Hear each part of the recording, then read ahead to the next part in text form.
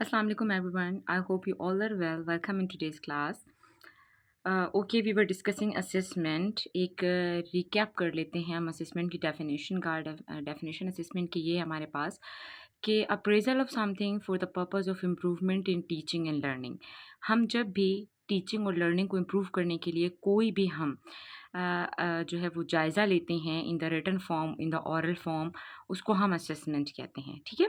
अब हमने जो है ना वो बताया था आपको कि अब आपके पास जो है वो असेसमेंट हम क्लासरूम में कौन सी असेसमेंट करते हैं, प्लेसमेंट और डायग्नोस्टिक हम पढ़ चुके। अब हम देखेंगे कि फॉर्मेटिव असेसमेंट हम क्लास में कैसे करते हैं। फॉर्मेटिव असेसमेंट बेसिकली आपके पास वो असेसमेंट है जो कि शॉर्ट टाइम पीरियड के लिए होता है, आपके पास क्लासरूम के अंदर होता है, ये आपके पास सेशन के बीच में होता है, या आपके पास लेसन के बीच में होता है, या आपके पास सेमेस्टर के बीच में होता है। तो इसको हम फॉर्मेटिव असेसमेंट कहते हैं। क्या मकसद है फॉर्मेटिव असेसमेंट का? फॉर एग्जांपल आप क्लास में पढ़ा रहे हो, आप स्टूडेंट्स को एंगेज करने के लिए उनसे पूछते हो अभी मैंने क्या पढ़ाया, अच्छा ये डेफिनेशन बता दें, या जब आप स्टूडेंट को लेसन के बीच में इन्वॉल्व करेंगे that would be called formative assessment. Formative assessment क्यों इंपॉर्टेंट है? ये जो है वो आपको टीचर की वीकनेसेस बताता है, स्ट्रेंथ्स बताता है।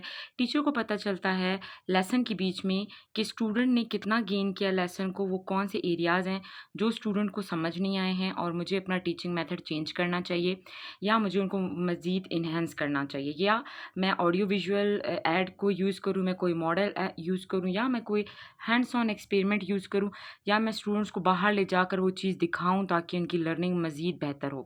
आप यहाँ से कन्फ्यूजन स्टूडेंट्स की देख सकते हैं। ये स्टूडेंट्स की लर्निंग मेथड को करेक्ट करता है।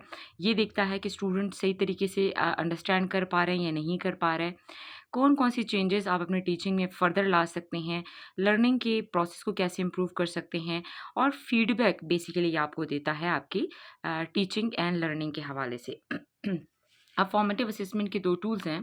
आप क्लासरूम में टेक्स्ट बुक से इनके असेसमेंट ले सकते हैं, जैसे मैंने आपको बताया कि आप जो है वो पढ़ा रहे हैं, आप बिटवीन द लेक्चर जो है वो जब आप इनसे कोई क्वेश्चनिंग करते हैं, ठीक है?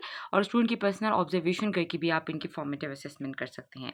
Next is summative assessment. Summative assessment जैसे नेम इंडिकेट कर रहा है, सम मीन्स एंड।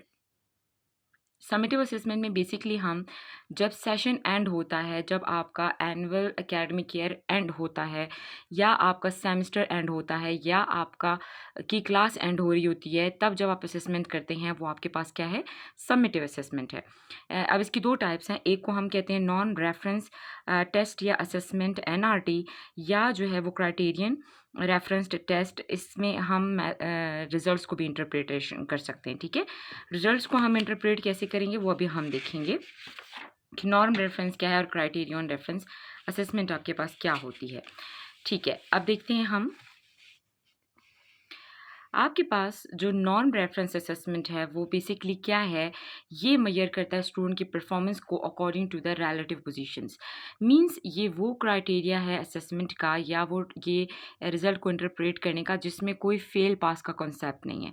इसमें सिर्फ आप रिलेटिव पोजीशंस देखते हैं। जैसे आपके पास सीएसएस के ये जितने भी कॉम्पिटिटिव एग्ज़ाम्स हैं, या टॉफल, या इस तरह की जितनी भी आपके पास आइल्स और टॉफल के एग्ज़ाम्स होते हैं, इसमें आप फेल पास नहीं कंसिडर किए जाते हो। इसमें आपकी रिलेटिव पोजीशन चेक की जाती है कि टॉप 10 में आप किस पोजीशन पर हैं, आपने कितनी अचीवमेंट की है, उस हिसाब से आपको कैटेगराइज किया जाता है। ठीक है, इसमें जैसे टॉप 10 निकाल लिया आपने, और इसका इस तरह का जो आपके पास टेस्ट बनाया जाता है उसमें आपके पास जो है वो 60% जो है वो इजी टेस्ट होता है, मीडियम और डिफ़िकल्ट टेस्ट रखा जाता है। ठीक है, ताकि इसमें स्टूडेंट की क्रिएटिविटी को चेक किया जा सके, और इसमें फेल पास का कोई कॉन्सेप्ट नहीं होता। इसमें जस्ट रिलेटिव पोजीशंस आप देखते हैं। Next is criterion assessment, reference assessment. इसमें आप क्या करते हैं? इसमें ऊपर वाला जो है आपके पास, उसमें आप स्टूडेंट की परफॉर्मेंस को चेक करते हैं, ठीक है?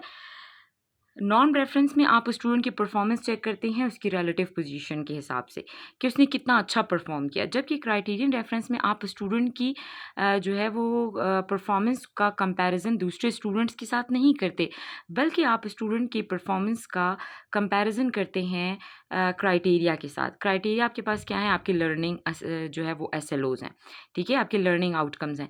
आप देखते हैं स्टूडेंट ने कितना अचीव किया है, स्टूडेंट ने उस लर्निंग ऑब्जेक्टिव के ऊपर कितना काम किया है, उसका कितना कॉन्सेप्ट है।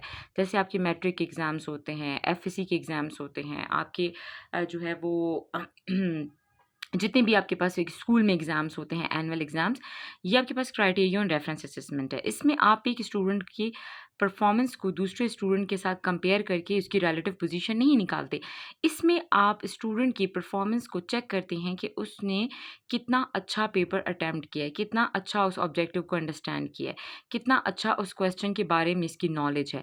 फिर आप डिटरमिन करते हैं उसका कट पॉइंट। कट पॉइंट क्या होता है? कट पॉइंट आपके पास बेसिकली हम जो है वो क्राइटेरिया है जिसमें आप स्टूडेंट के एसएलओ की नॉलेज को चेक करते हैं। इसको हम बोलते हैं कट पॉइंट, ठीक है?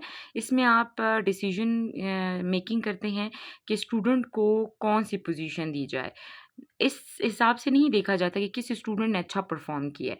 इस हिसाब से देखा जाता है कि उस स्टूडेंट ने कितना अच्छा परफ़ॉर्म किया है। इसमें आप उनको फर्स्ट, सेकंड, थर्ड पोज़ीशंस देते हैं और फेल पास का कॉन्सेप्ट होता है। फिर टेस्ट है आपके पास, टेस्ट भी आपके पास एक टूल है जो आप लेते हैं। डिफ़रेंट किस्म के आपके पास टेस्ट हैं, वर्बल टेस्ट है, नॉन वर्बल टेस्ट है, ऑब्जेक्टिव टेस्ट होते हैं, सब्जेक्टिव होते हैं, टीचर मेड टेस्ट है, स्टैंडर्ड टेस्ट है और आपके पास पावर टेस्ट है। स्टैंडर्ड टेस्ट वो टेस्ट होता है जो आपके पास कोई जो एक्सपर्ट या स्पेशलिस्ट आपके लिए उस टेस्ट को बनाता है, ठीक है? फॉर एग्ज़ाम्पल अगर ज़ूलॉजी का पेपर है तो वो आपके पास स्पेशलिस्ट बनाएगा। अब जो पेडागॉजी का पेपर है वो आपके लिए एक एजुकेशनिस्ट बनाएगा, जिसकी आपके पास कमांड है पेडागॉजी के ऊपर। ये स्टैंडर्ड टेस्ट है ना? पावर टेस्ट जिसमें आपके पास जो है टाइम लिमिट नहीं होती, आप बगैर टाइम लिमिट के जो है पेपर अटेम्प्ट करते हैं, जबकि स्पीड टेस्ट में आपके पास टाइम लिमिट दी जाती है कि आपने इसको उसमें कवर करना है, ठीक है? आई होप आपको आज का लेसन समझ आ गया होगा। तो आपने ये जितने भी आपके पास असेसमेंट के टूल्स वगैरह हैं इनको आप प्रिपेयर कर लें अपने एग्ज़ाम्स के लिए। जनरल क्वेश्चंस आप इसके रेडी कर लें कि असेसमेंट क्यों इम्पोर्टेंट है, किस तरह से हम स्टूडेंट की असेसमेंट कर सकते हैं इन क्लास, और टीचर जो है वो फॉर्मेटिव और समेटिव असेसमेंट अगर करे तो वो कितना जो है वो टीचिंग और स्टूडेंट की लर्निंग को इम्प्रूव करेगा, ठीक है? Thank you for watching, share this video and like it. Thank you.